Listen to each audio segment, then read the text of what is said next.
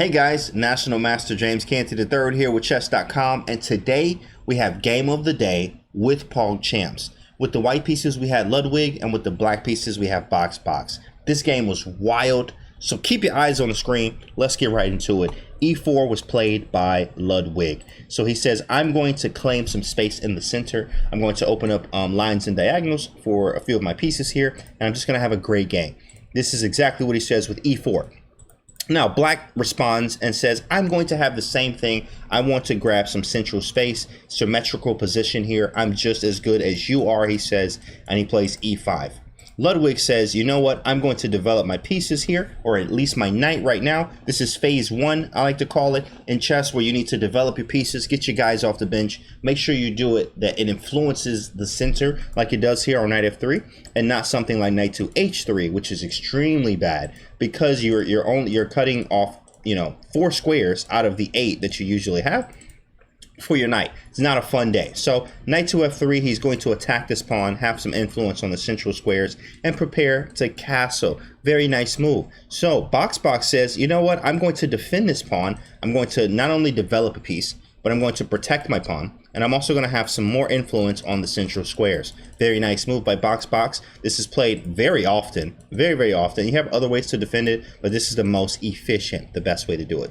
Now, after knight to c6, you have a few moves here you can play with white. You can play bishop to c4, which is an Italian game fashion, or bishop b5, which is Roy Lopez. Everyone should know the Roy Lopez. If you don't, make sure you Google it and go figure it out today. Look at it on Chess.com in the opening section. Bishop b5 is the Roy Lopez. Now, you also have d4, which is a Scotch game, or sometimes a Scotch gambit, or other gambits as well that can happen from d4 here.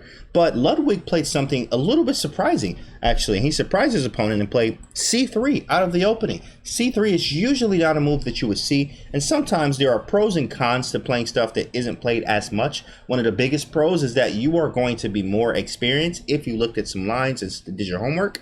You're going to be more experienced than your opponent is in something like this. But when you see something, and if you are caught off guard by what your opponent when your opponent makes a move like this, you have to ask yourself, what are they doing? You should always be asking yourself, what are they doing? What is their intention? And what should I do? Is it important? And you should ask yourself these kind of questions like this. So when white plays c3, what do you think they're doing? I'll give you a second.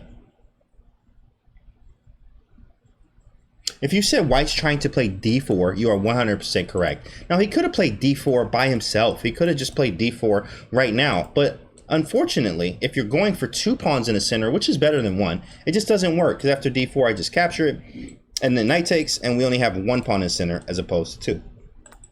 So that's why he plays c3 out of the opening. He says, I'm going to play d4, and when you take it, I'm going to have 2 pawns in the center, which is better than 1. So c3 is on the board here. Now there's 2 sides to a center. There's the person that has the center that needs to protect it at all costs, and the person that doesn't have the center that needs to eliminate it at all costs. So with that being said, this is going to be a crazy game. Now, Boxbox plays g6 and says, I'm going to put some pressure on this long diagonal. I'm going to develop and fianchetto my bishop here. I'm going to castle and still have some influence on the center with this bishop on g7. Very nice move here. You also had another move like d5, which we're actually going to see in a few. d4 was played by Ludwig. He says, I'm going to take the center, the entire center. I want it with both of my pawns. Now, we know that we need to eliminate a center just like this. It's 2 sides to the center. The person that has it, which is Ludwig, and the person that does not have it and needs to eliminate it, which is Boxbox. So, if you know you need to eliminate this center, what would you play here as black? Your move.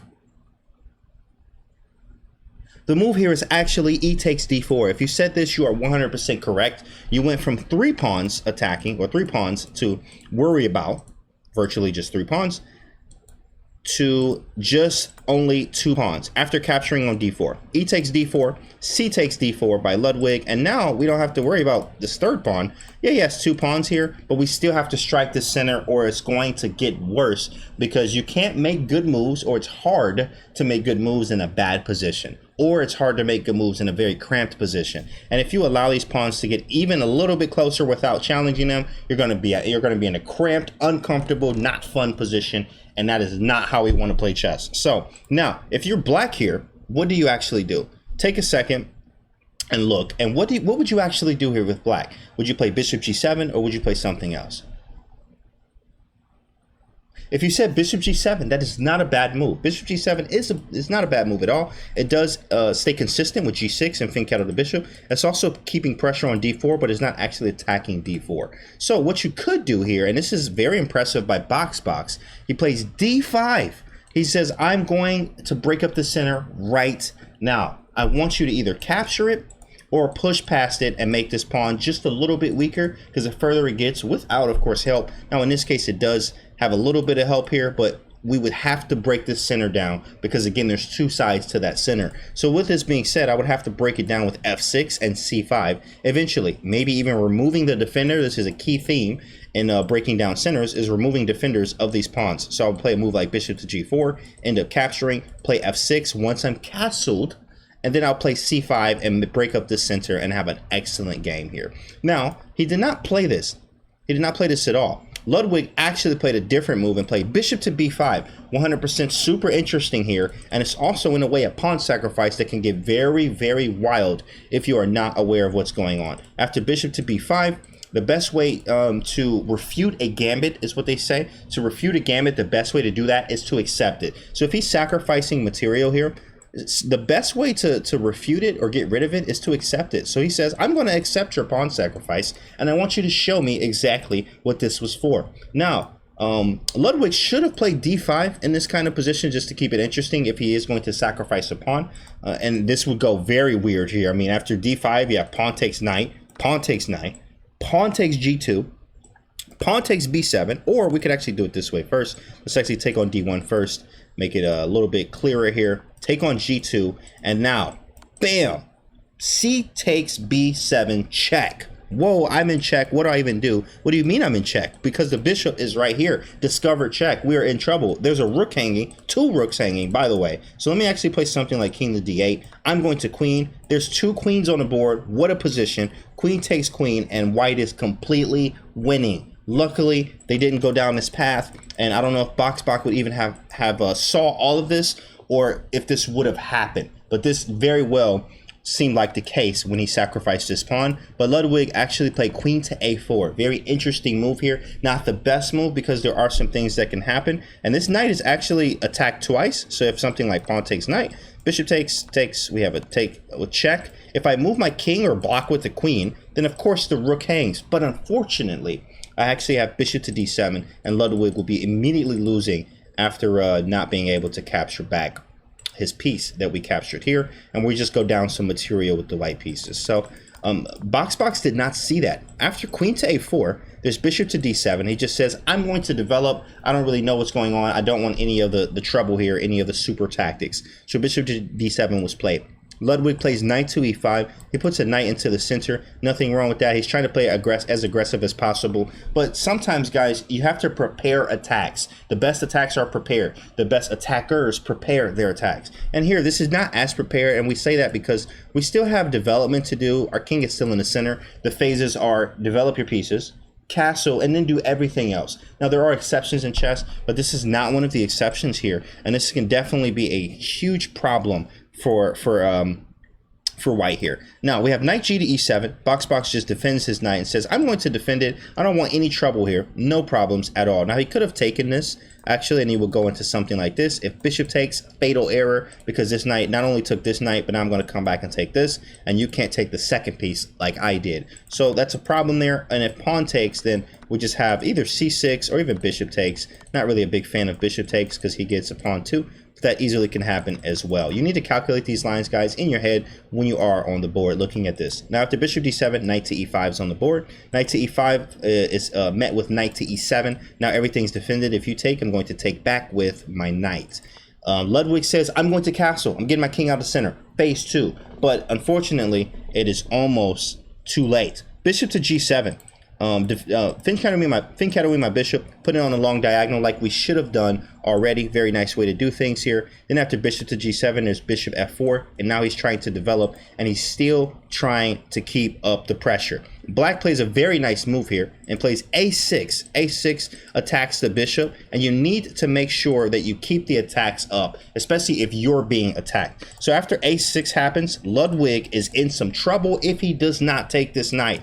And what does he do? He doesn't take the knight. How does he get in trouble? Let's check it out. Bishop to c4, he's immediately in trouble because this is a discovery. He's also threatening f7. Ask yourself, what are they doing? He's attacking f7. So what I need to do is actually take on e5. Knight takes e5. He did not play this in the game, but this would have ended the game on the spot. Knight takes e5 is attacking the queen. I'm also going to come back and take this bishop as well. And you trade when you're up, not when you're down material. And that's something, a sample line would be something like queen to b3, taking this, and then bishop to b5, and like decisive material loss here at this point. Very, very tough game. But he missed it, luckily for him. And Boxbox just says, I'm going to castle. I'm in phase 2. I'm going to castle. Okay. Ludwig says, I'm not going to allow you to do that again, and steps off. No problem. Queen to b3. Again, we can capture this. There is uncomfortable pressure here on the f7 square, and there was a bad move played by Boxbox here, which is bishop to e6. Bishop e6 is not as good. You will run into some trouble, especially if he captures on e6 twice, and there's a check. And it's just, you don't want to give your opponent these kind of moves here. But fortunately for him, Boxbox was saved here because he played rook to d1, and he was scared himself and says, you know what, I don't want you to take this pawn here. Knight takes d4, threatening my queen, defending this. I'm just going to defend this pawn. And this is where the crazy part of the game happens. Make sure you're watching this. Rook to d1. Now, Boxbox says knight takes d4. I'm going to take that pawn. I don't care what you say. I'm going to play c5 and probably defend it later. This pawn is taking away protection from this knight. But there is some uncomfortable pressure here where my queen is in a self-inflicted pin, basically. So you have to be very careful with this because I actually can't move my knight at all without losing my queen, unless I do it in a fun fashion with a check, wink. So knight takes d4, queen takes b7, and he takes this pawn here, says, I'm going pawn grabbing. I like to grab some pawns. I want some stuff here, and I'm going to destroy your position on the queen side as much as I possibly can. But you have to be very careful when you are taking pawns, guys, and you got to make sure a lot of times that your whole army is out, everything's out. You moved every piece, and you haven't moved one piece 3 or 4 times, and that could run into some trouble here. And this is exactly what happened. After queen takes b7, there is a move that Boxbox played here, a sequence that ended the game. And here's what happened. Bishop takes c4. He took this bishop first. And then he said, you know what? Ludwig was like, okay, you can take my bishop. I'll just take it right back with my knight here. But the problem here is that Boxbox just exploited the biggest blunder here by Ludwig. After knight takes c4, there is a move that ends the game on the spot. Can you spot this move? If you said knight to e2, you are 1000% correct. Knight e2 is the move, and the game is over. No matter where you move the king, there's going to be checkmate on the back rank. Ludwig chose king f8, and queen takes d1, and just lean back, and you feel the waves flow through the air. Queen takes d1, checkmate. The game is over. Beautiful tactic. Now, he had to take this first. Let's just briefly look at this. If he did not take this and he tried knight e2 himself, this is why you want to calculate and you want to look 2 to 4 moves ahead almost every time. Bishop takes e2, and actually d1 is defended. Big problem. Big problem. So he did say, I'm going to capture first, hoping that you capture it back, and bam, hopefully you did your puzzle rush today. I ate puzzles for breakfast. Knight e2 and queen takes d1, checkmate on the board. What a game. Boxbox takes this game.